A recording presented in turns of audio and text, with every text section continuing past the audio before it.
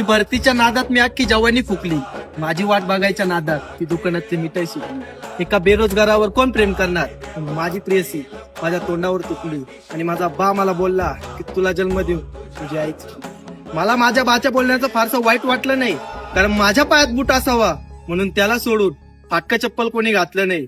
आणि माझ्या दुःखाच्या काळात माझ्या आईबाला सोडलं ना, तर कोणाच्याच डोळ्यात माझ्यासाठी अश्रू दाटलं नाही. तसा परिस्तर हल्ली मी आपल्यांच्याच टोमण्यांमुळे झिजतोय. डोक्यावर छत्री असताना सगट मुसळधार पावसात भिजतोय. कधी रात्री अपरात्री त्या लायब्ररीच्या पुस्तकांमध्ये निसतोय. वाऱ्याच्या वादळामुळे नाही, तर आपल्यांच्याच पुकांमुळे दिसतोय. पण आहे, तू अजिबात काळजी करू नको. 100 रुपये जरी दिसभर कोणाच्या वावरात मरू नको. तुझा हा पोरगा अजून काचला नाही, तर तू पण हार मानू नको. तुझा पोरगा लवकरच वर्दीमध्ये येणार ग. बाला नवीन चप्पल आणि तुला नऊवारी साडी घेणार ग.